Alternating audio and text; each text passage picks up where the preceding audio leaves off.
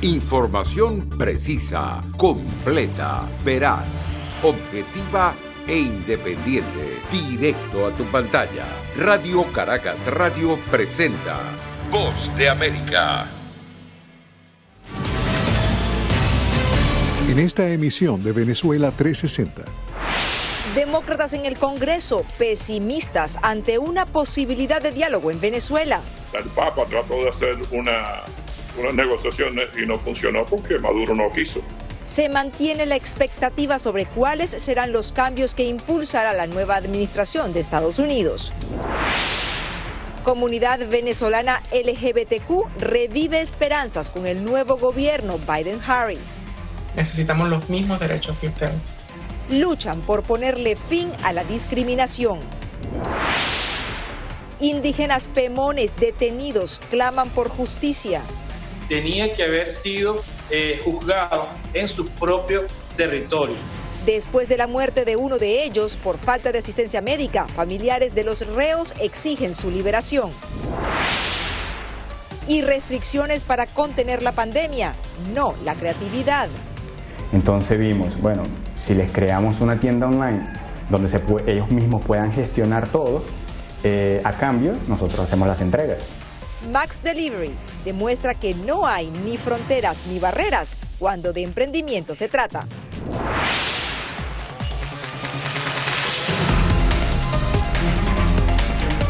Hola, ¿qué tal? La Voz de América les da la bienvenida a esta emisión de Venezuela 360. Les saluda desde Washington Natalie Salas Guaitero. Estados Unidos reafirma su compromiso con Venezuela. El secretario de Estado Anthony Blinken afirma que la nueva administración apoya a Juan Guaidó. Sin embargo, con la composición del nuevo Congreso, legisladores de ambos partidos están a la expectativa de cuál será la nueva estrategia a seguir. Cristina Caicedo Smith nos explica las visiones de los partidos ante esta realidad. Tras su confirmación en el Senado, el secretario de Estado, Anthony Blinken, ratificó su compromiso con Venezuela y su apoyo al presidente interino Juan Guaidó. Durante su comparecencia en la Cámara Alta, el representante diplomático estadounidense indicó que, aunque los esfuerzos realizados por parte del previo gobierno y el Congreso han sido prácticos, en el caso de Venezuela se necesita ajustar estrategias. Necesitamos una estrategia efectiva que pueda restaurar las elecciones libres y justas en Venezuela. El presidente interino de Venezuela, Juan Guaidó, a través de su cuenta de Twitter, hizo un llamado a trabajar en conjunto con el nuevo mandatario estadounidense por defender la democracia y la estabilidad de la región, pero no se ha pronunciado sobre si estaría dispuesto a negociar con el gobierno en disputa de Venezuela. Varios han sido los análisis y posibles predicciones por parte de expertos en Estados Unidos sobre cuál será la pericia de la administración de Joe Biden hacia Venezuela. Algunos miembros de su gabinete dan indicios que podría buscar acercamientos con Nicolás Maduro, una maniobra que algunos demócratas y republicanos en el Congreso miran con poco optimismo. Mire, lo que ha pasado a través de los años, que hasta el Papa trató de hacer una negociación y no funcionó porque Maduro no quiso.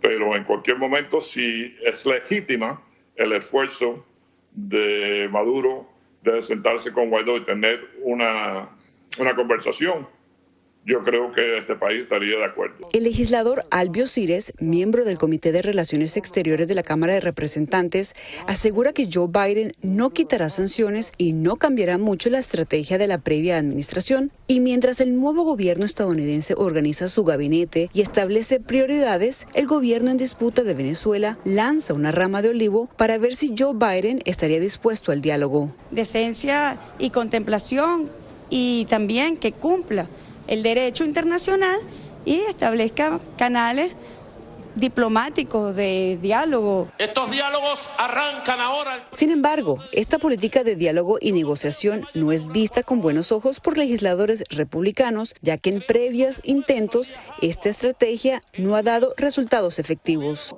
Un salvavidas, ¿no? que se le diera un salvavidas a esa dictadura.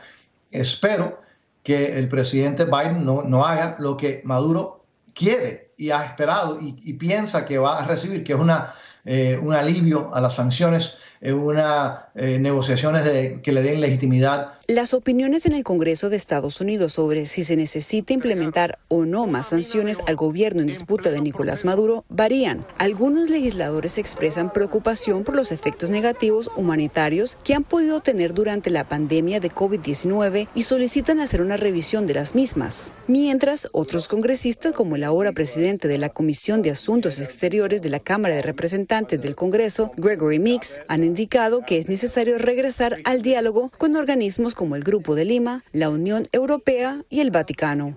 Cristina Caicedo Smith, Venezuela 360, Voz de América, Washington. La nueva administración refresca las esperanzas de la comunidad venezolana LGBTQ que habita en Estados Unidos. Creen que bajo el mandato de Joe Biden podrán ser retomados muchos de los logros que a su parecer se perdieron en el pasado gobierno. ¿Cuáles son las expectativas que tienes con la llegada de Joe Biden y Kamala Harris a la presidencia de Estados Unidos con respecto a los derechos de la comunidad LGBTQ aquí en Estados Unidos? Bueno, primero, antes de responder esa pregunta, hay que hablar de lo que han sido los últimos 4 años de la administración del presidente Trump. Han sido 4 años supremamente difíciles y complicados para todo el gremio LGBTQ en los Estados Unidos. Previo a la administración del presidente Trump, tuvimos 8 años en la administración del presidente Obama y el vicepresidente Biden, donde se hicieron muchos avances por todo lo que el tema de la comunidad LGBT. Incluso después de muchísimos años de legislación, se logró pasar la ley DOMA, donde se legaliza el matrimonio igualitario, lo cual, sorprendentemente, en un país tan libre como los Estados Unidos, no era un derecho garantizado bajo la Constitución. De la comunidad venezolana LGBTQ, ¿cómo se encuentra en este momento? ¿Cuál sería el balance que tú pudieras hacer aquí en Estados Unidos? Recordemos que venimos de un país donde prácticamente venimos huyendo, donde tenemos 0 derechos, tanto legales como de salud, en ningún nivel. Somos ciudadanos de tercera clase. Ha sido un año muy duro, el tema del trabajo, el tema de la salud, el tema de la vivienda, el tema de inmigración, que también por ciertas technicalidades, las personas LGBT son a veces discriminadas en el tema migratorio por el simple hecho de ser HIV positivo o tener otras enfermedades. ¿Cuál sería el mensaje que tú le darías no solamente a lo que son los gobernantes como tal, ahora que se inicia una nueva etapa aquí en Estados Unidos con la presidencia de Joe Biden y Kamala Harris, pero también a la comunidad en general, o sea, a la sociedad en general con respecto a la comunidad LGBTQ? Bueno, tengo 2 mensajes. Primero, para la administración del presidente Biden y la vicepresidenta Harris. Sí, efectivamente se necesita más inclusión, se necesita más visibilidad. Queremos la máxima cantidad de personas LGBT en la administración del presidente Biden, con la cual se espera muy optimísticamente que podamos revertir mucho del daño que hizo la administración Trump. Pero a la comunidad venezolana les tengo un mensaje. Nosotros venimos de una situación sumamente complicada, un país muy complicado, donde todos, a muchos niveles, hemos pasado por situaciones diferentes. No se puede venir a los Estados Unidos y luchar por los derechos humanos de los venezolanos sin incluir a la población LGBT. La población LGBT tenemos muchísimos más retos. Venimos de un país donde no tenemos ninguna representación jurídica, ninguna ley que nos ampare de ninguna manera. Y venimos a los Estados Unidos donde queremos ser libres, donde queremos luchar por ser felices, básicamente. Y no nos acordamos que nuestras compatriotas LGBT necesitamos de su apoyo también, de su apertura. Necesitamos los mismos derechos que ustedes.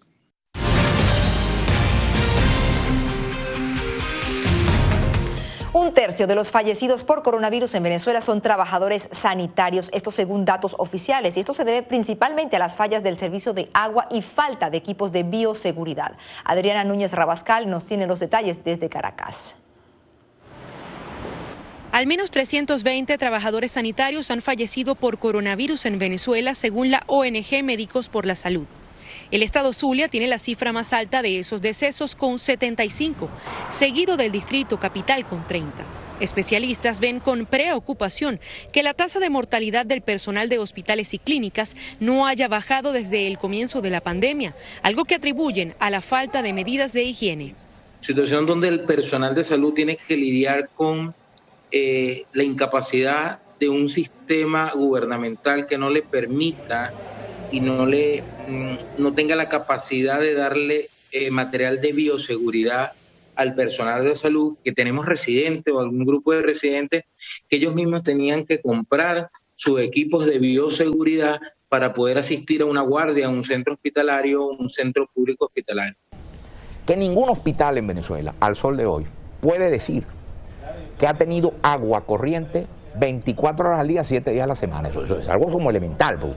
El médico internista Gustavo Villasmil apunta que otro de los factores de riesgo es que no hay suficiente personal de salud para atender esta emergencia. Ahora va a doler a este país el hecho de saber que 30.000 de sus mejores médicos están en servicio fuera de aquí, en Chile, en España, en Estados Unidos. No hay cómo ver a tanta gente y eso sobreexpone a los que quedamos. De ahí entonces tenemos la recurrencia de que se nos enfermó uno, se nos enfermaron 3. ¿Por qué? Porque el único que hay tienes que sobreexponerlo más horas médicos de las quizás deseables porque no tienes quien lo suple. En estados fronterizos como Zulia y Táchira, las áreas para atender enfermos con el virus se han visto colapsadas de acuerdo con la organización Médicos por la Salud. Salas o salas de terapia donde que deberían tener entre un promedio de 25 a 30 camas de terapia intensiva. Ahí de estos sitios solamente tienen una capacidad para 5 camas de terapia, en las cuales solamente funcionan 3 ventiladores. Entonces no tienes para darle respuesta a un paciente crítico, un paciente grave COVID en una de estas salas de terapia en el país. Pero para el gobierno en disputa de Nicolás Maduro esta situación es diferente. Afirma el mandatario que los 58 centros clínicos habilitados para recibir a pacientes con COVID-19 han estado completamente operativos. En los últimos 3 meses se ha mantenido en una tasa de 95% la recuperación de los pacientes en comparación al promedio mundial del 70%. Esta semana Maduro también recomendó el uso de las llamadas gotas milagrosas José Gregorio Hernández para tratar el virus. Sin embargo, tanto la Academia de Ciencias como la Sociedad Venezolana de Infectología han advertido que no hay evidencia científica que pruebe la eficacia de este fármaco, por lo que instan al Estado a presentar los estudios que avalen sus propiedades. Adriana Núñez Rabascal, Venezuela 360, Voz de América, Caracas. Como peligrosa y de alto riesgo se califican las condiciones de reclusión de 12 indígenas de la etnia Pemón, considerados presos políticos. La organización Foro Penal denuncia serias violaciones a los derechos humanos de estos indígenas. Nuestra corresponsal Carolina Alcalde nos explica. Aunque en noviembre de 2020 un tribunal ordenó trasladarlo para que fuera sometido a una revisión médica, Salvador Franco nunca recibió atención médica. Murió el 3 de enero por desnutrición, shock séptico y edema cerebral asociado a tuberculosis. Él es uno de los 13 indígenas de la etnia Pemón detenidos de forma arbitraria de acuerdo al Foro Penal en diciembre de 2019. Se les acusa de estar vinculados con el asalto y sustracción de armamento de una instalación militar, hecho ocurrido en diciembre de 2019. Los abogados y familiares de los 12 Pemones de la comunidad de Cumarapacaya en el estado Bolívar, al sur de Venezuela, que siguen recluidos en una cárcel en las afueras de Caracas, temen que corran con la misma suerte que su compañero Salvador, cuya muerte es considerada responsabilidad del Estado venezolano y fue denunciada como delito de lesa humanidad. Llenos de situación vulnerables porque la alimentación que hoy el centro penitenciario, el Rodeo 2, le da es una sola porción de comida. El resto tiene que ser proporcionada por sus familiares. En el caso de ellos es mucho más grave porque estando a más de 1.200 kilómetros de distancia de este centro penitenciario, evidentemente no puede brindarle la alimentación debida. Lo que en este momento estamos solicitando es que se le haga una prueba para diagnosticar si tiene o no tuberculosis, ya que ellos convivían con Salvador. En varias ocasiones, los abogados de los Pemones, cuya inocencia defienden, han denunciado que en ningún momento se les ha garantizado el debido proceso y que han sido sometidos a tratos crueles, inhumanos o degradantes. Desde el primer momento de sus detenciones arbitrarias no fueron respetados, en este caso la jurisdicción especial indígena. Este delito a los cuales ellos hoy en día son acusados se cometió en una jurisdicción indígena.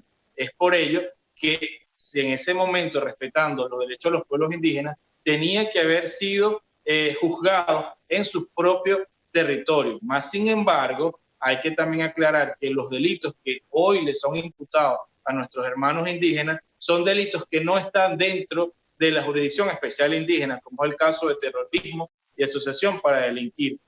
Activistas de derechos fundamentales insisten en que los pueblos originarios tienen costumbres muy particulares que en este caso están siendo vulneradas. Ellos constituyen que extraer o sacar a nuestros hermanos indígenas de sus propias áreas o de su propio hábitat o de sus propios territorios los hace vulnerables y le deterioran su calidad de vida. Recientemente, familiares de los Pemones recorrieron más de 1000 kilómetros hasta el centro de reclusión donde se encuentran para clamar por su liberación. Por favor, internacionalmente ayúdenos para que nuestros hijos sean liberados y que se nos respeten nuestros derechos que está contemplado en la Constitución. Justamente hace un año, el gobierno en disputa responsabilizó a la oposición liderada por el presidente interino Juan Guaidó de organizar la denominada Operación Aurora. Quien me diga que el asalto a estos puestos militares y el robo de estas armas es para promover actividades pacíficas, en verdad está en una situación de enajenación mental grave.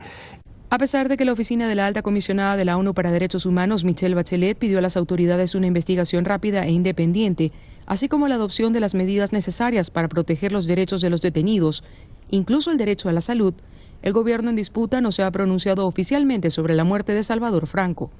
Carolina Alcalde, Venezuela 360, Voz de América, Caracas. En Barcelona, España, Julia Riera conversó con un emprendedor venezolano autodidacta que creó una plataforma de reparto de comida a domicilio. Veamos. En España, a causa de las restricciones de movilidad y de las limitaciones horarias para consumir en bares y restaurantes, el uso de servicio de reparto de comida a domicilio es cada vez más popular. Alfredo Páez es el creador de una de las empresas que integra el sector. Originario de Venezuela y residente en Barcelona, vio que los emprendedores que estaban empezando con sus negocios de restauración necesitaban tener una plataforma que vendiera sus productos. Clientes restaurantes. Es por ello que en agosto de 2019 creó Max Delivery, una startup que conecta a restauradores con clientes a través de una página web. Entonces vimos, bueno, si les creamos una tienda online donde ellos mismos puedan gestionar todo, a cambio nosotros hacemos las entregas. Explica que para desvincularse de otras compañías que ofrecen el mismo servicio, buscó otros factores diferenciales, como la aplicación de una tarifa más reducida en las comisiones. Licenciado en Ingeniería Mecánica, Alfredo es un emprendedor autodidacta. Aunque ahora cuenta con ayuda, al principio tuvo que aprender a crear desde la página web hasta el software de reparto. Empezó siendo el único repartidor y desplazándose en bicicleta. Ahora cuenta con una flota de 25 repartidores.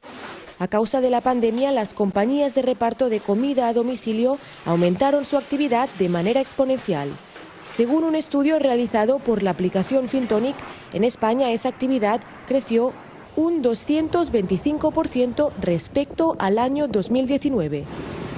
Para el creador de Max Delivery, atender a un compatriota siempre le hace ilusión. Lo primero que te pregunta es si eres venezolano, y eso se ve reflejado en la propina. Saben que no es fácil y saben que estar haciendo una entrega cuando hace frío, cuando llueve, no es lo más fácil ni lo más acogedor. Entonces te lo intentan agradecer con lo que tienen, con lo que pueden. Y una sonrisa es bastante. Pues la experiencia es dura. O sea, ahora mismo mi visión hacia ellos es, les tengo en un pedestal cada vez que veo a algún repartidor o repartidora. A juicio de los expertos, el reparto de comida a domicilio ha sido el salvavidas del sector. Según el economista Santiago Pagés, la digitalización y los nuevos hábitos de consumo han impulsado una nueva tendencia gastronómica que las empresas han sabido aprovechar. Es evidente que en esta etapa de confinamiento la gente ha cambiado de actitud. Ya estaba cambiando de actitud, ya tenía esta tendencia. Así como Max Delivery, muchos son los emprendedores que han reconocido en la pandemia oportunidades, sabiendo que muchos cambios llegaron para quedarse. Julia Riera, Venezuela 360, Voz de América, Barcelona, España. A más de un año de pandemia, los cimientos tradicionales de confianza y autoestima tienden a debilitarse. Así lo explica la invitada de nuestro segmento Mujeres con Causa, que nos presenta Sofía Pisani.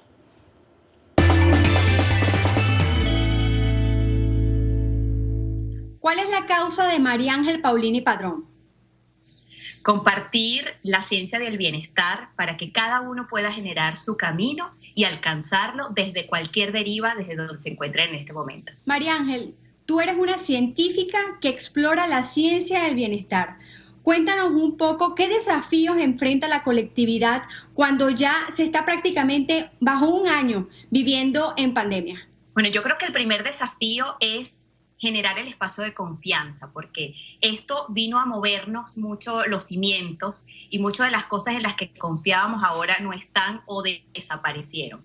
Entonces, yo siento que lo primero es restablecer el espacio de confianza en las personas, en la ciencia por sobre todas las cosas, y construir con esa nueva confianza en esta nueva normalidad o en esta nueva realidad, eso que nosotros queremos para nosotros, para nuestra familia, para nuestros seres queridos e incluso para el universo, porque yo siento que lo que esto vino a hacernos el twist o el llamado es a pensar un poco más allá de nuestras narices. María Ángel, quería preguntarte especialmente por los jóvenes adolescentes. Ya hay estadísticas que indican que millones de jóvenes han entrado en depresión producto de la pandemia.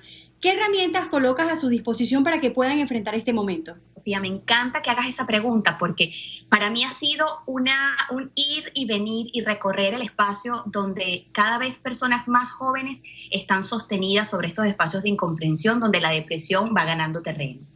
Uno de los aprendizajes que yo he gestionado es que cuando en un hogar hay unos padres o unos adultos influenciadores que tienen la posibilidad de acompañarse y de acompañar a otros, es más factible que los jóvenes no caigan en estas situaciones.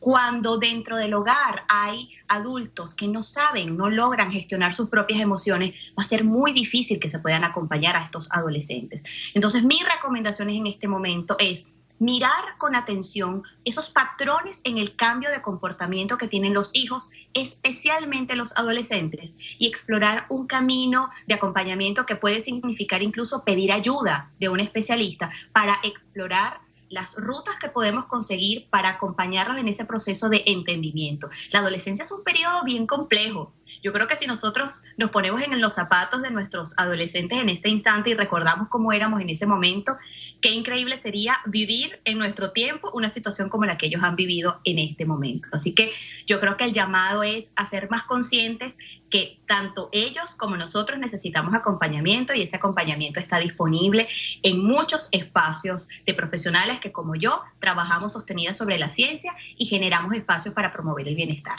María Ángel, muchísimas gracias por acompañarnos en Venezuela 360. Gracias a ti, Sofía. Un placer poder acompañarte a ti.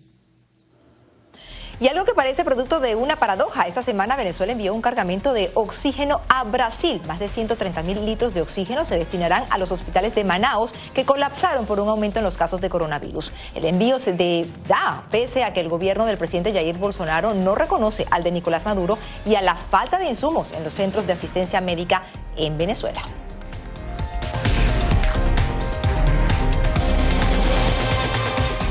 Llegamos al final de esta entrega de Venezuela 360. Gracias por habernos acompañado y recuerde que pueden seguir conectados con nosotros a través de nuestras redes sociales. Nos vemos la próxima semana. Les habló Natalie Salas Guaitero. Información precisa, completa, veraz, objetiva e independiente. Directo a tu pantalla. Voz de América en RCR 750.